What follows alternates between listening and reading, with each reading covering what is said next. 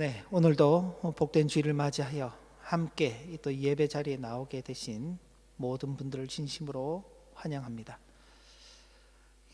우리가 길게 지금 살펴보고 있는 히브리서 말씀, 오늘이 26번째입니다. 우리가 26번째 동안 히브리서 말씀을 살펴가고 있는데, 히브리서 11장으로부터 시작해서 지금 계속 믿음과 연관하여서 우리가 이 말씀들을 살펴가고 있습니다.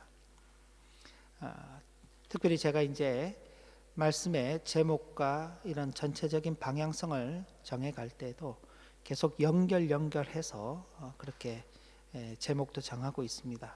여러분들께서 그걸 아마 보시면 아시겠지만 지난주의 제목은 믿음의 길이었습니다. 근데 그 믿음의 길을 걸어가는데 뭘 만난다고 그랬나요? 우리가 믿음의 길을 걸어가면서 혹은 믿음의 삶을 살아간다라고 그렇게 말할 때 그 속에 늘 믿음으로서 승리하는 삶이 있으면은 참 좋죠. 우리는 그런 것을 기대합니다.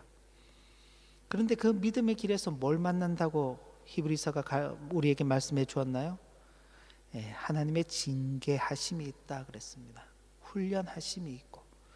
근데 그 징계가 훈련으로만 이렇게 나타나면 좋은데, 실제로 성도가 살아가면서 그 삶의 현장에서는 고난과 시련과 역경과 같은 것들로도 만나지는 것입니다.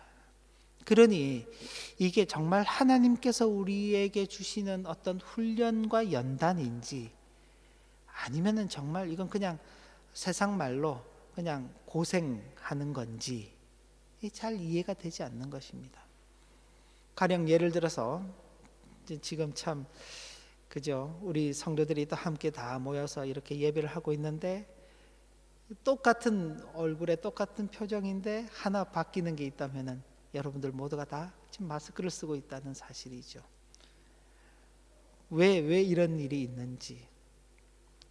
근데 이런 일들도 우리는 하나님께서 우리를 훈련하시고 연단하시는 그 과정 중에서 만나는 일이라 그렇게 이제 이해를 하게 되는 것입니다. 그리고 왜 이런 훈련을 해야 되는지에 대해서는 우리가 좀 더 면밀하게 생각해 볼 필요가 있습니다. 그런데 제가 이렇게 시간이 지나가면서 보는 것은 그냥 허투루 지나가는 시간은 아닌 것 같다는 것을 느끼게 되는 것이, 먼저는 우리가 1년 전을 돌아보면은 우리의 이제 자녀들이 예배 자리에 함께 이렇게 있는 것도 참 힘들어들 했었는데, 어쩔 수 없는 상황이죠. 이렇게 이제 함께 예배를 해야 되고, 또 예배 시간에 다른 모임들이 이렇게 허락되지 않기 때문에 참 어쩔 수 없이 예배를 하게 되는 형편중에 있는데, 그래도 1년이라는 시간을 지나가면서 보면은 1년 전만 하더라도 막 정신없이 뛰어다니고 막 떠들고 그랬는데 지금은 다 얌전하게들 잘 앉아 있어요. 물론 앉아 있는 우리의 자녀들이 많이 인내해주고 참아주기 때문에 그런 거죠. 그죠? 그런데 그런 마음을 가질 수 있는 것, 부모가 함께 예배하고 싶은 것, 온 교회가 함께 예배하고 싶은 그 마음을 아이들이 조금이나마 이해를 하고, 그리고 자신들이 할 수 있는 것 마음껏 그렇게 참아주고 견뎌주는 것, 그것만 해도 참 감사한 것입니다. 그리고 그것뿐만이 아니라 참 어렵고 힘든 시간에 우리가 다 잃어버린 것 같은데, 저도 좀 그런 느낌이 없잖아 있거든요. 참 1년이라는 시간을 그냥 막 잃어버린 것 같은, 아무것도 하지 못하고 그냥 시간이 지나버린 것 같은 그런 마음이 있는데, 이 아이들을 보면 이렇게 막 자라 있는 거예요. 그죠?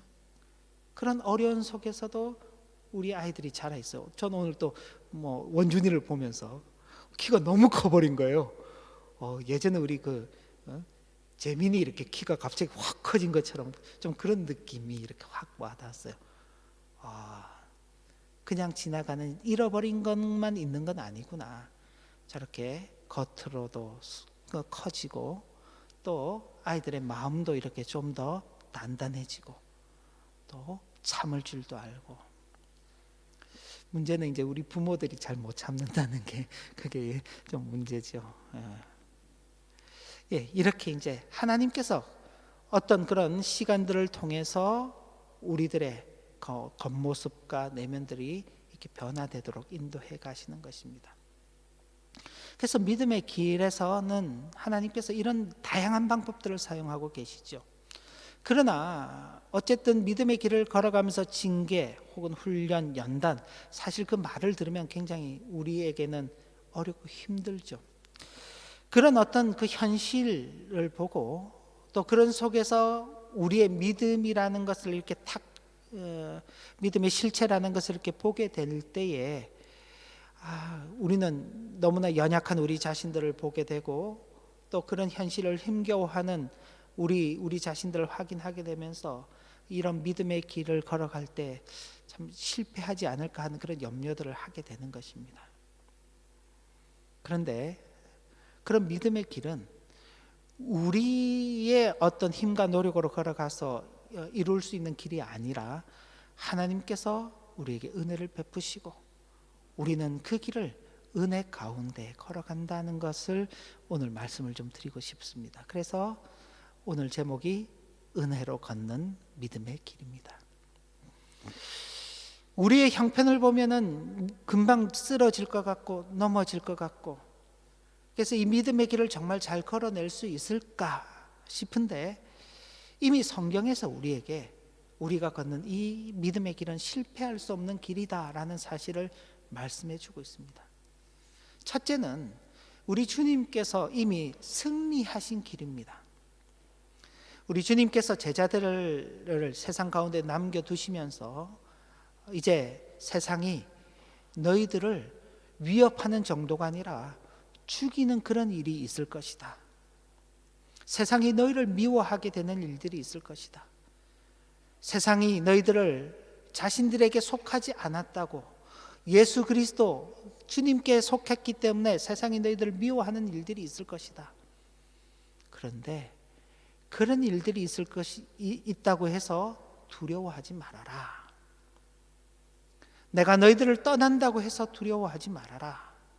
그러면서 여기 말씀하신 내용이 요한복음 16장 33절에 있습니다. 이것을 너희에게 이르는 것은, 사실은 주님은 주님께서 떠나신다, 내가 떠나고 나면 너희들이 세상 가운데서 환난을 당할 것이다, 죽음을 당할 것이다 라는 그 말씀을 하셨는데, 주님께서 그 말씀을 하신 것은 너희로 내 안에서 평안을 누리게 하려 함이다. 아니, 주님, 우리가 주님 안에서 평안을 누리려면은 주님께서 떠나시지 않으신다든지 아니면 떠나시더라도 환난이나 고난이 없다든지 죽음도 없다든지 이런 말씀을 하셔야지 우리가 평안을 누릴 것 아닙니까? 근데 주님은 떠나신다고 말씀하시고, 주님 떠나신 다음에는 세상이 우리를 힘겹게 만들고 어렵게 만든다고 말씀하시면서 어떻게 우리 보고 평안을 누리라고 말씀하십니까?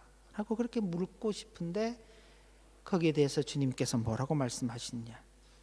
세상에서는 너희가 환난을 당하나 담대하라. 내가 세상을 이겼노라. 겉으로 보이는 것이 전부가 아니다. 주님께서 승리하신 그 길을 너희들도 함께 걷고 있는 것이다. 내가 승리한 그 길에 너희들이 함께 있기 때문에 결코 너희들이 두려워할 이유가 없다. 겉으로 보이는 것이 전부가 아니다 라고 말씀하시는 것입니다. 그런 주님의 말씀이 그냥 주님의 말씀으로만 끝나는 줄 알았습니다. 그런데 우리가 잘 알고 있는 사도 바울이 자신의 그 믿음의 길을 걸어갑니다. 어떤 길을 걸어가는가?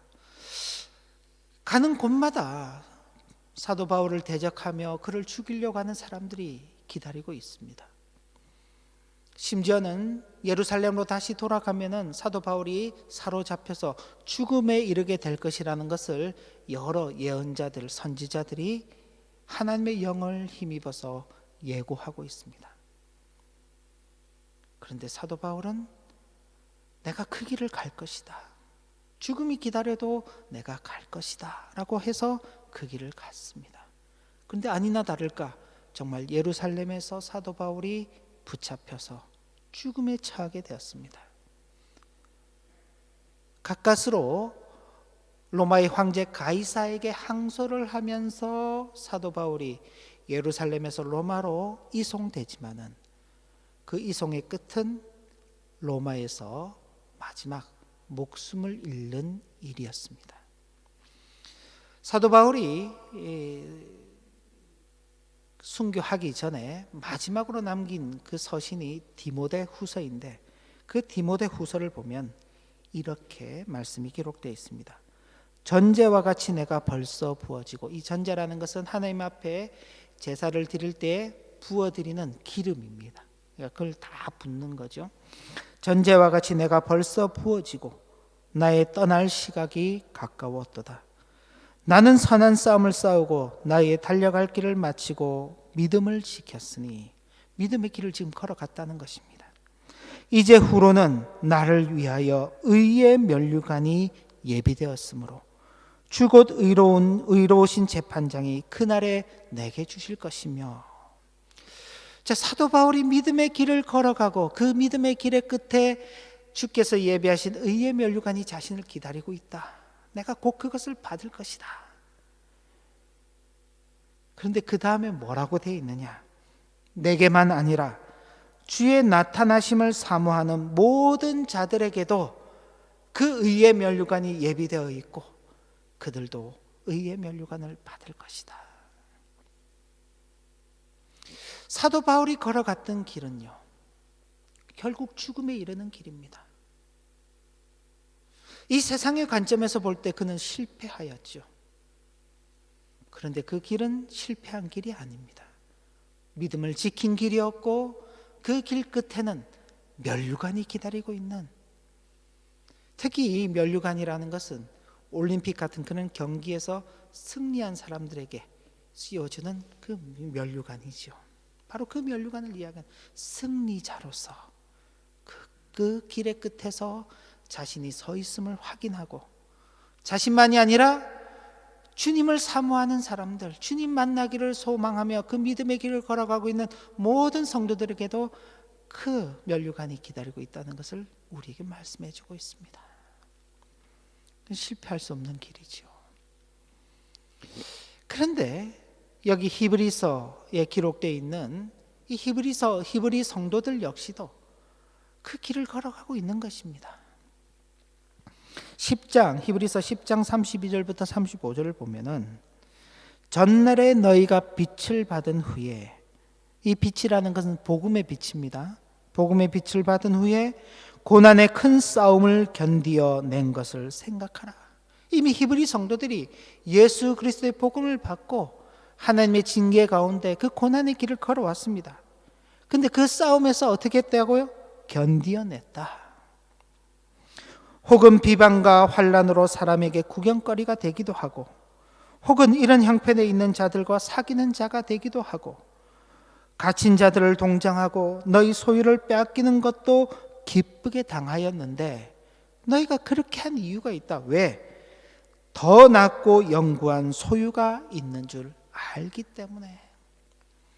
이 세상의 것들은 빼앗겨버리고 소외당하고 사람들의 손가락질 당하고 사람들에게 미움을 당하는 그런 형편 속에 있지만, 그런 것들을 전혀 개의치 않고 견디어내는 것은 더 낫고 영구한 소유가 있는 줄 알기 때문이다. 그러므로 너희 담대함을 버리지 말라. 이것이 큰 상을 얻게 하느니라. 이미 그 길을 잘 걸어가고 있는 것입니다.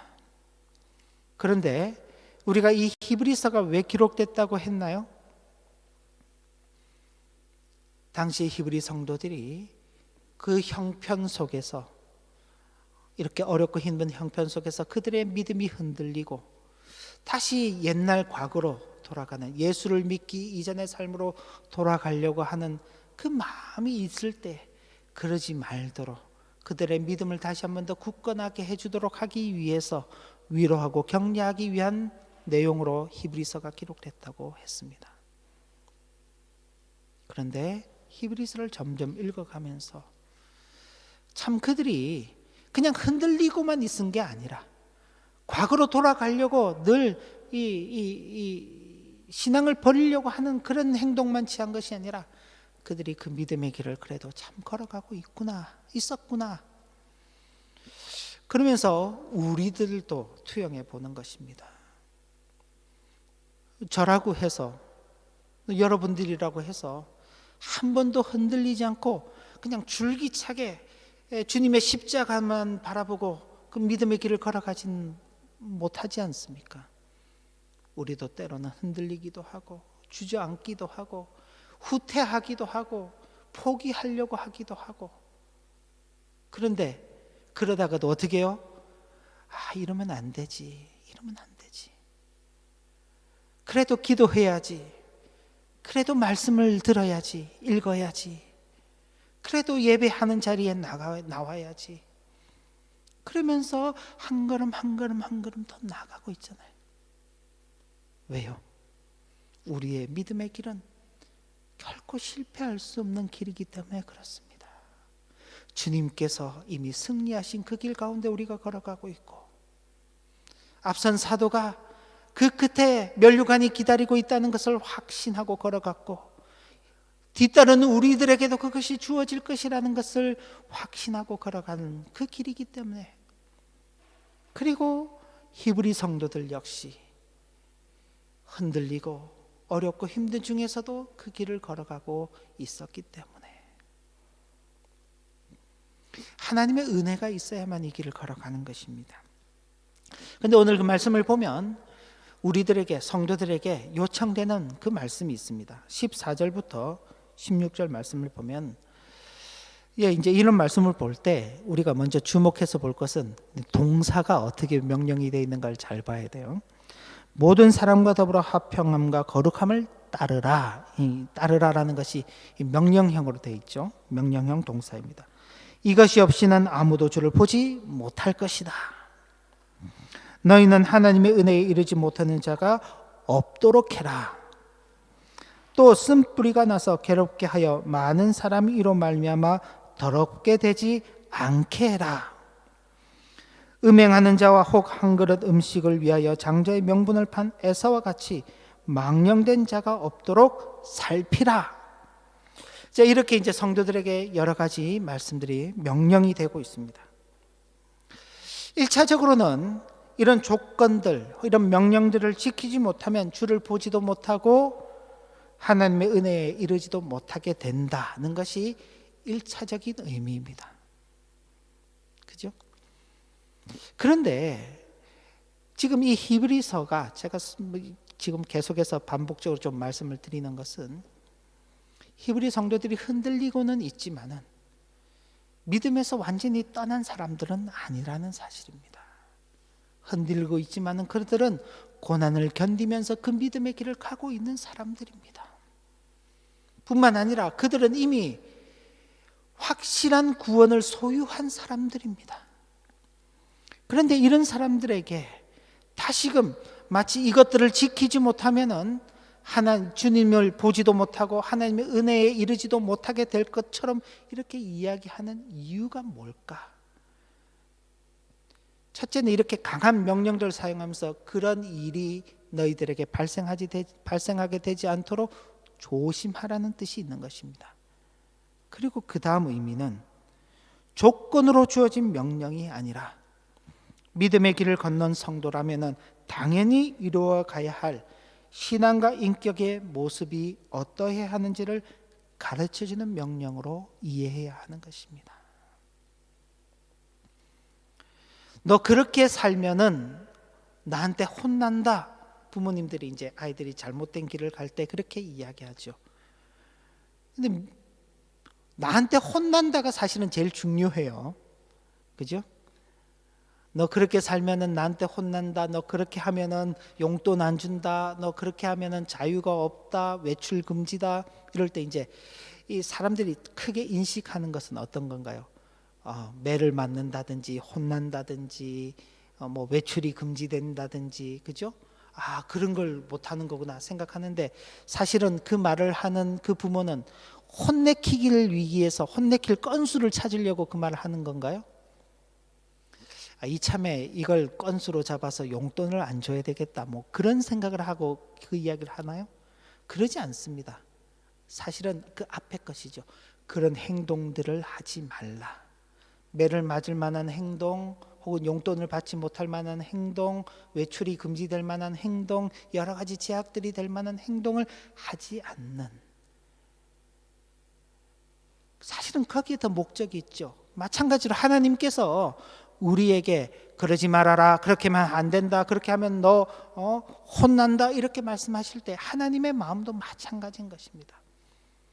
성도가 믿음의 길을 걸어가면서 그 신앙과 인격이 어떤 모습으로, 어떤 자세로 갖추어져야 될 것인지를 더 강조하기 위해서 하시는 말씀인 것이죠. 왜냐하면 주님의 교회를 이룬 성도들로서는 화평함과 거룩함을 따라야 하는데, 화평함이 있지만은 거룩함이 없을 수 있습니다. 성도들끼리 너무 좋아요. 너무 격이 없이 잘 지낼 수 있어요. 근데 그 속에 거룩함이 사라져버리고 방종만 남을 수 있죠. 이 세상 사람들이 만날 때 그런 경우들이 있습니다. 근데 반대로 거룩함은 있어요. 너무나 만나면 신실해요. 너무나 믿음이 좋아요. 그런데 그 자신의 거룩함과 심실함을 너무나 내세운 나머지 다른 사람들을 무시하고 경멸하면서 화평함이 없을 수도 있습니다. 주님의 교회는 이 두 가지를 잘 균형 있게 가져야 하는 것입니다. 화평함이 있되 거룩함이 있어야 합니다. 거룩함이 있되 화평함이 있어야 되는 것입니다. 우리 하나교회는 그런 면들을 잘 갖춰 나가야 하는 것이죠. 만약 그러지 못한다면은 주님 보기를 소원하는 자도, 주님 보기를 소원하는 교회도, 하나님의 은혜에 이르기를 소원하는 성도도, 하나님의 은혜를 누리고자 하는 교회의 모습도 아닌 것이 되어버리기 때문에 그렇습니다. 믿음의 길은 교만해서는 결코 걸어갈 수 없는 길입니다.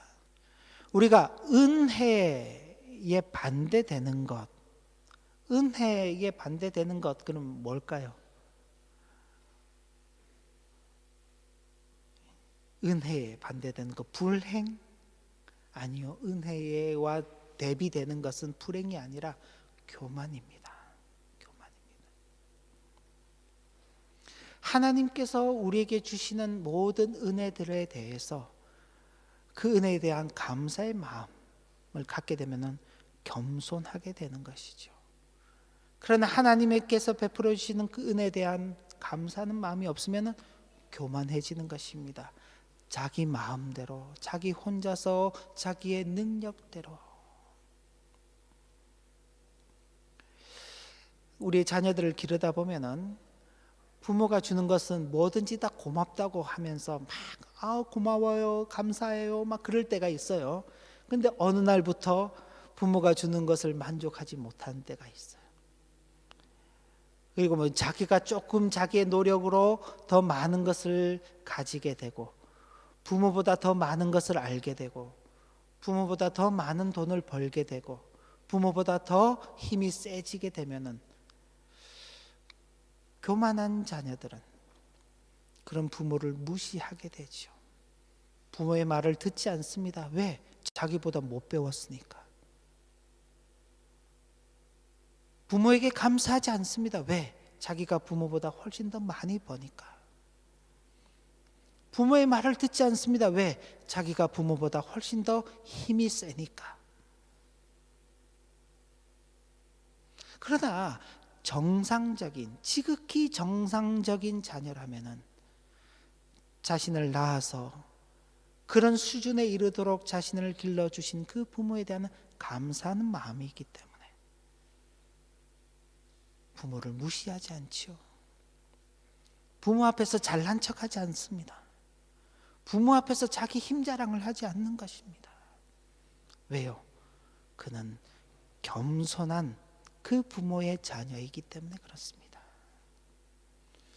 하나님께서 은혜를 베풀어 주시는데, 은혜를 베풀어서 그 믿음의 길을 걸어가게 하시는데, 마치 자기의 어떤 행위나 노력으로 그 믿음의 길을 걸어간다고 생각하면은 교만해지는 것입니다. 그 교만은 하나님의 은혜를 거부하게 되는 것입니다. 그렇게 걸어간 길은 믿음의 길이 아니라 하나님을 불신앙하는 길이 되고 실패의 길이 되는 것입니다. 하나님의 은혜가 있어야만 우리는 믿음의 길을 걸어가게 되는 것입니다. 여기에서 하나님의 은혜란 무엇인가? 하나님께서는 하나님을 아는 지식의 그 충만함을 그 성도의 그 내적 은혜로 주시는 것입니다. 히브리서가 흔들리고 있는 그 성도들이 그 흔들리는 믿음을 굳게 하고 그 믿음의 길을 잘 걸어가도록 하기 위해서 무엇을 하고 있나요? 그들의 외적인 상황을 바꾸는 데에 집중하지 않습니다. 오히려 그들이 걸어가는 그 상황 속에는 징계가 있을 것이다. 너희가 피 흘리기까지는 아직까지 하지 않았다. 그런데 머지않아 피 흘려서 고난받는 그 일도 너희들을 기다리고 있을 것이다. 그러나 거기에서 멈추면 안 된다. 왜? 그 과정도 하나님께서 너희들을 하나님의 그 의와 거룩의 열매를 맺도록 하는 그 연단의 과정으로 사용하시기 때문에 그렇다. 그러면서 히브리 성도들에게 예수 그리스도, 그분이 누구신가, 그분이 이루신 그 구원이 무엇인가를 집중적으로 설명해 주고 있는 것입니다. 하나님을 아는 지식의 충만함이 그들 속에 자리 잡게 하는 것이죠. 왜요? 그런 은혜가 없으면 믿음의 길을 걸어갈 수 없기 때문에 그렇습니다. 그리고 외적으로는 화평함과 거룩함을 이루어가는 인격적 변화와 성숙으로 임하게 되는 것입니다. 쓴뿌리가 나서 괴롭게 하여 많은 사람들로 하여금 더러움에 빠지게 하는 그 일을 하지 않도록 하는 것입니다. 음행하는 그런 일들이 우리 속에 없게 하는 것입니다. 한 그릇 음식을 위하여서 장자의 명분을 판 에서와 같이 그렇게 세상의 욕망에 이끌려서 사는 일들이 우리 속에는 없도록 하는 것입니다. 화평함과 거룩함을 이루는 그 성도들로서 그 외적인 변화가 있게 하는 것입니다. 그리고 실질적으로는 징계의 과정을 통해서 우리가 의와 평강의 열매를 맺어가게 하시는 것입니다. 이 모든 것이 복합적으로 하나님의 은혜로 우리에게 주어지는 것입니다. 이것이 다 섞여서 우리가 믿음의 길을 걸어가고 있는 것이죠. 이게 없으면요, 우리가 걸어가는 그 길은 믿음의 길이 아니라 실패의 길이고 불신앙의 길이 될 수 있는 것입니다. 그리고 이 믿음의 길의 끝에 우리로 하여금 영광을 누리게 하신 그 놀라운 은혜가 그 뒤를 이어서 선포되고 있습니다. 18절부터 24절까지의 말씀은 구약의 이스라엘 우리가 어제 말씀 일기 본문에 보면 하나님께서 이제 모세를 통해서 시내산에서 십계명을 주시기 전에 그 백성들에게 주의할 것을 경고하시고 구별되고 주의할 것을 경고하시면서 주신 그 말씀인데, 하나님께서 그냥 구름 가운데서 말씀하시니까 백성들이 막 두려워 떠는 그런 모습들이 있었습니다. 바로 그 내용을 이렇게 기록해 놓으면서 옛 이스라엘 백성들은 하나님을 대할 때 참 두렵고 떨리는 그 마음으로 대했다. 그런데 신약의 성도들은 그때 옛 이스라엘 백성들과는 전혀 다른 자리에 서 있다라는 그 말씀을 하는 것입니다. 어떤 자리에 서 있느냐? 우리는 두려움의 자리가 아닌 하나님의 그 영광스러운 자리에 서 있다라고 말하는 것입니다. 22절 말씀인데, 너희가 이른 곳은 시온산과 살아계신 하나님의 도성인 하늘의 예루살렘과 천만 천사와 하늘에 기록된 장자들의 모임과 교회와 만민의 심판자이신 하나님과 또 온전하게 된 의인들의 영과 새 언약의 중보자이신 예수와 및 아벨의 피보다 더 나은 것을 말하는 그 뿌린 피가 있는 그 자리, 한마디로 예수 그리스도로 말미암아 승리한 모든 하나님의 백성들이 있는 그 자리, 그 영광스러운 그 자리에 너희들도 함께 하나님과 그 하나님을 찬송하는 천사들과 성도들과 함께 그 자리에 서 있다. 이제는 하나님을 두려움으로만 인식하지 말아라. 하나님을 우리는 누구라고 부르고 있나요? 아버지라고 부르고 있잖아요. 아버지라고. 하나님을 두려움의 대상으로 인식하는 것이 아니라 우리의 아버지로 인식하며 그 자리에 서 있는 것입니다. 그 하나님께서 우리를 그런 자리에 세워두시면서 그 영광스러운 가운데 두시면서 믿음의 길을 걸어가라고 하시는 것입니다. 이런 차이들은요, 바로 영광의 차이인 것입니다. 두렵고 공포 가운데 어쩔 줄 모르고 신앙생활 하는 게 아니라 오늘날에도 기독교 신앙을 자칫하면은 두렵고 공포 가운데 하게 됩니다. 하게 될 수 있습니다. 어떤 경우에요? 예수를 안 믿으면은 지옥에 간다. 지옥에 가기 싫어서 예수를 믿게 되면은 늘 지옥이라는 심판이라는 그 두려움 때문에 하나님을 섬기게 되는 거예요. 아무것도 없어요. 자유함도 없는 거예요. 만약 집안에서 자녀들이 혹은 가족들이 공포의 대상이 있어서 그 공포의 대상 때문에 막 벌벌벌벌 떨면서 생활한다고 생각해 보십시오. 그 집안에 기쁨이 있겠어요? 행복이 있겠어요? 그 집안에 사는 것 자체가 그냥 지옥이죠. 지옥을 죽고 난 다음에 가는 게 아니라 그 사는 것 그 자체가 지옥이죠. 근데 자칫하면 우리의 신앙을 그렇게 할 수 있는 것입니다. 그런데 지금 히브리서에서는 뭐라고 이야기했냐? 그렇게 신앙생활하는 거 아니다. 우리는 하나님을 아버지라고 부른다. 예수 그리스도께서 그의 피로 이루신 그 구원함의 자리에서 우리는 이 신앙을 하고 있는 것이다. 그 인식의 변화는 바로 우리가 얼마나 영광스러운 가운데서 이 믿음의 길을 걸어가고 있는지를 바르게 알아라 라고 그렇게 말해주는 것입니다. 그리고 이 영광의 인식에 대한 차이는 그 다음으로 연결되는데, 땅과 하늘을 진동하시는 하나님의 복음을 선포하는 그 일에 우리도 함께 증인으로서 그 길을 걸어가고 있다는 것을 말씀해 주는 것입니다. 26절 말씀을 보면 그때는 이 구약에 이스라엘 백성들이 하나님으로부터 율법을 받을 때 땅이 진동했던 그때입니다. 그때는 소리가 땅을 진동하였거니와 이제는 약속하여 이르시되 내가 또 한 번 땅만 아니라 하늘도 진동하리라. 하나님께서 이제는 어떻게 하늘과 땅을 진동시키시나요? 하나님의 복음으로 하늘과 땅이 진동되죠. 예수 그리스도의 그 복음이 하늘과 땅을 진동해서 어떻게 됐나요? 2000년의 세월을 뛰어넘어서 오늘 이 시대도 이 세상을 진동하고 있죠. 저와 여러분들이 그 진동 속에 지금 예수를 믿는 자로 이 자리에 있는 것 아닙니까? 그리고 우리가 전하는 하나님의 복음이 바로 이 하늘과 땅을 진동시키는 그 복음으로서 이 땅 가운데 선포되고 있는 것입니다. 그죠? 그때 이스라엘 백성들은 하나님께서 땅을 진동하실 때 두려워서 벌벌 떨었죠. 두렵습니다. 하나님이 우리한테 직접 말씀하시는 게 너무나 두렵습니다. 모세에게만 말씀하시옵소서. 모세 당신이 우리 대신해서 듣고 모세 당신이 우리에게 말해주세요. 하나님이 우리에게 직접 말하는 것은 너무나 두렵습니다. 그런데 지금은 어떤가요? 하나님이 우리에게 말씀하시죠. 성령으로 여러분들 심령 속에 말씀하는 것입니다. 물론 제가 형식적으로 여러분 앞에 서서 대신하여 하나님의 말씀을 전하지만 제가 이 말씀을 전할 때 성령 하나님께서 여러분들 심령 속에서 여러분들에게 말씀하시는 것입니다. 직접 말씀하시는 것이죠.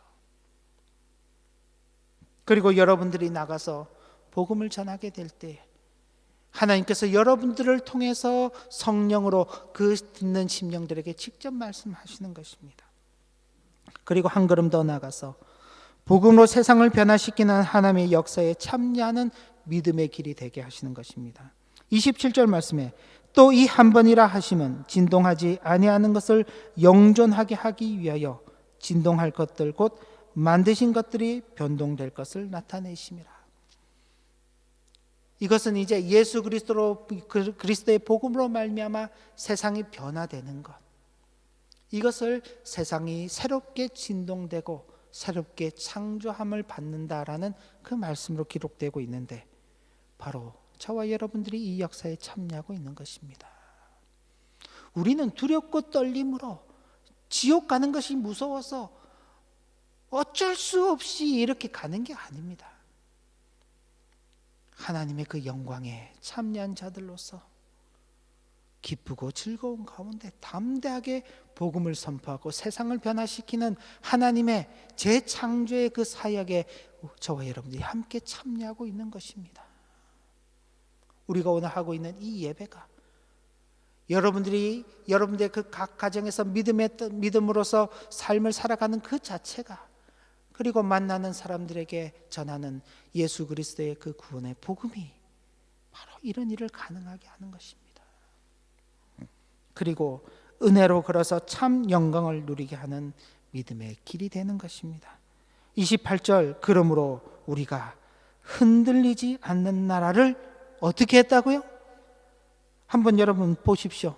교환을 보시고 성경을 보시면 흔들리지 않는 나라를 어떻게 했다고요? 받았다 그랬습니다. 받았다. 이미 저와 여러분들이 흔들리지 않는 그 나라, 복음의 나라, 예수 그리스도께서 이루신 그 영원한 나라를 어떻게 했다고요? 받았다고요. 받았다고요. 주님께서 주었다가 아닌데 이거 좀 다시 뺏어가야 되겠는데 그러지 않으신다고요. 이미 우리의 믿음의 길은요, 하나님께서 그의 아들을 통해서 이루신 그 참된 영광에 이른 길인 것입니다. 그 영광에 저와 여러분들이 참여하는 것입니다. 그러면서 덧붙이는 내용이 있죠. 은혜를 받자. 은혜를 받자. 은혜 가운데에서 이 길을 잘 걸어가자는 것입니다.